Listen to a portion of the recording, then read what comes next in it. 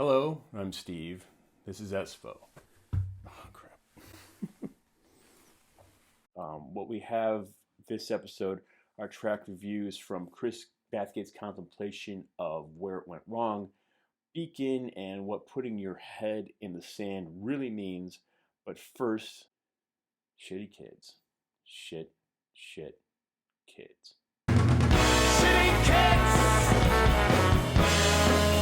Shitty kids, shitty kids, shitty kids. Yakety yak, the kids are all right / my generation. Your mama don't dance, parents just don't understand, institutionalized, cherry bomb, I'm 18. With kids, the parents finally fight back. Is it finally? Leave a comment if you can think of a song where a parent dishes it out. The line between padre and compadre has gotten blurrier by the year, which is why entitled kids seem like such an affront. In America, and I assume many other places, you get so tired of fending off kid demands, the low standards from your perspective set by your parenting peers, and the relentless marketing to your kids by people who really ought to know better. You know, you get the feeling a little beset. Anyway, Keg is overall in the tradition of Public Image Limited and the Hold Steady, Art Brut, Future Heads, even Wet Leg, etc. And they have bones to pick down to the expectations of the kids' au pair. That's right, kids with an au pair can still suck. Check it out. Fella and Daniel, just sit down, listen. California rolls and butter bowls. Unappropriate lunchbox foods. A sandwich, crisp and a drink will do you just fine. Shitty kids. I really don't have much more to add. There's a cute in-joke in the song about an indie label that a lot of younger kids won't get. But if you have the means, pass this song along to fellow parents, teachers, sports coaches, camp counselors, anyone who comes into contact with cretinous, privileged offspring. Keg is currently touring the Netherlands, Belgium, Luxembourg, and Berlin, I think they go to. They released the Girders EP in September via Alcopop/BMG. Links are below. My affinity for breakup songs, I'm sure, alarms my wife. She travels frequently for work, and back in the day, I used to make her CDs to listen to in the rental car she had. And one time I included B.B. King's The Thrill Is Gone, and she was like, what the hell is that all about? And thinking back on some of the songs I would have put on those CDs, Nancy by Troubled Hubble, about a perfect family that quietly falls apart behind the scenes. Hindsight by the Long Winters, which is about an impending divorce, and Pedro the Lion's Options, which had a line, I could never divorce you, but it's good to have options. David Bazan, who essentially was Pedro the Lion, he must have tortured his significant others. When They Really Get to Know You, They Will Run is about female grooming and vanity. And then he had the song A Mind of Her Own, which includes the line, oh, look who it is, it's my supportive wife, and she thinks she's going to leave. Like, whoa. The last woman I dated before I met my wife got more or less the same tone-deaf treatment, and she ultimately dumped me.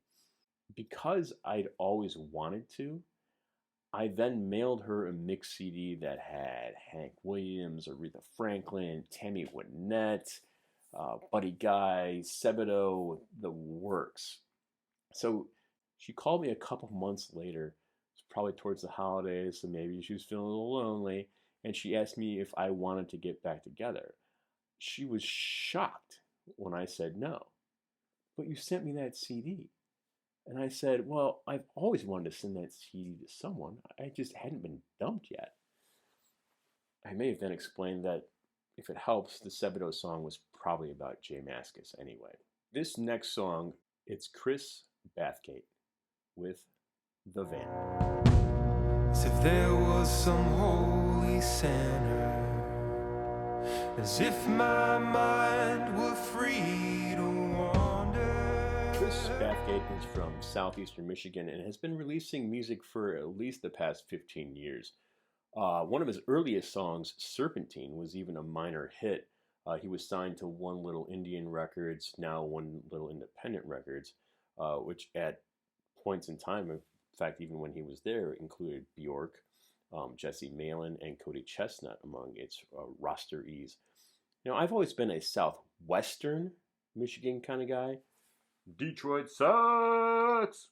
But I'll make an exception. I'm not all that conversant in his catalog, but the things I listened to were firmly in the realm of Mumford & Sons, Lord Huron, Sufjan Stevens, Alila Deanne, Mary Gauthier, Elbow, Micah P. Hinson, etc. Very solidly indie folk, idiosyncratic, and a melodic sense that with a different producer, it might even approach Fitz and the Tantrums or Bastille. I'm not saying that's what he sounds like, but they're kind of in the distance, on the horizon, not the horizon, but on a horizon. But the van is different. The pacing is slow. 2 beats per measure. It features a droning melody supplied by either a pump organ or a harmonium. And the vocal melody sounds like an old, post-American Civil War melody. And the lyrics in the verses are also like an old rhyme. Check it out. I catch a fish, I spook a deer, I see the fear, I drink some beer. I fall asleep under a tree, I eat the woods, I pull the leaves. Bathgate sets the scene in the lyrics pretty clearly. He's driven into the woods as far as he can. He's gotten out of the car, walked deeper into the forest, and he's trying to crawl into the earth because he doesn't know what else to do with himself. It's like Walden, as if Thoreau was being chased there by a ghost. In the song, he drives back home after one night to see if he can start fresh. In my mind, though, he never does that. The organ provides a meditative tone, and the lyrics are like an internal monologue, like a prayer. To me, he's built a cabin. He's not going back to the world, and he spends his days chopping wood, foraging for food. And then as he begins to pack in, and when nightfall comes, and he's looking forward to another lonely evening, he thinks of her. He paints a rueful smile on his face, and he shakes his head. That's what this song sounds like to me. Chris Bathgate released the album The Significance of Peaches in May via Quite Scientific Records. Head to Bandcamp to buy the track, and links are below. Moving along, is anyone's favorite animal the ostrich? My hunch would be that Austrians would be game, since the country's name in German is Österreich with an O, but then ostrich in German is actually Strauss, which is a surprise, and then makes me wonder if German composer Richard Strauss was his nickname Ozzy. My favorite animal is the platypus. Duckbill, lays eggs, webbed feet, furry, poisonous, and sweats milk. What do you like? Dolphins? So basic. Why not flounders? AKA Exhibit A in the argument against intelligent design. Born symmetrical, eyes on each side of the head, and then one eye just ends up coming over here around the head so the body can lie flat on the ocean floor. It doesn't quite look finished, does it? But like so many ugly and ill-tempered things, the ostrich is misunderstood. And this next song tells their story, kind of. Here's Beacon, an ostrich. What happens next? I've given you all my doubts. You've given them back.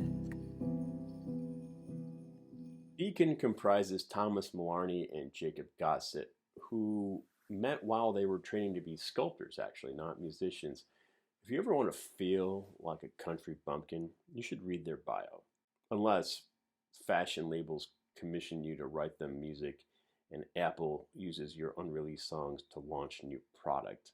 Before they released Along the Lethe last month, great title by the way, reminds me of Pinback's Summer in Abaddon and Nick Cave's Abattoir Blues, as in words I had to look up and didn't know they were about such awful things.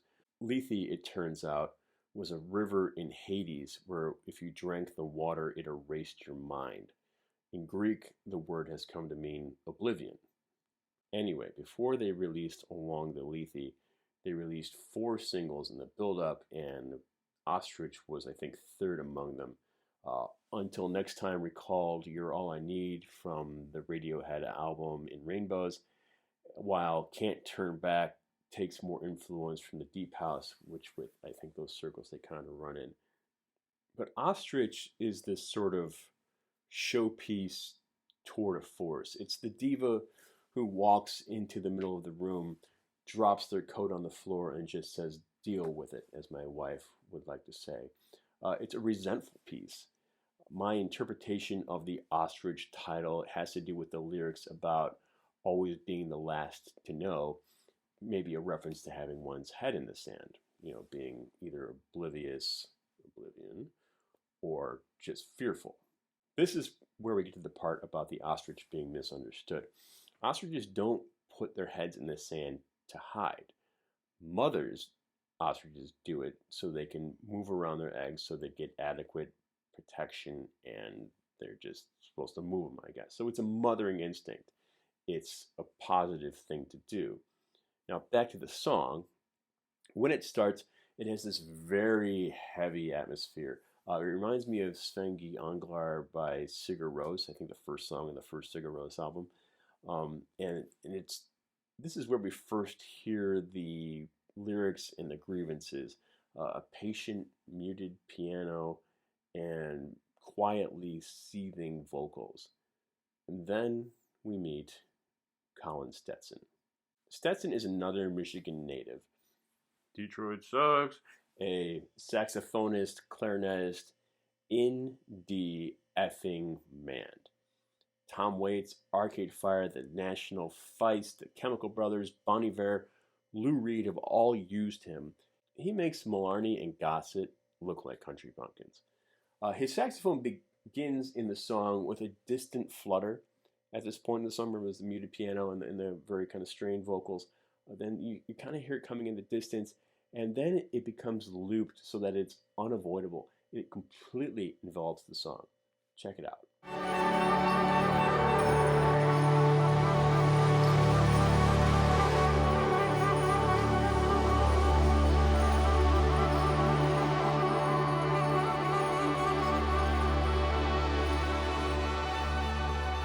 The pattern continues for about 3 minutes with shifting plates underneath before Stetson begins to stretch out a little bit.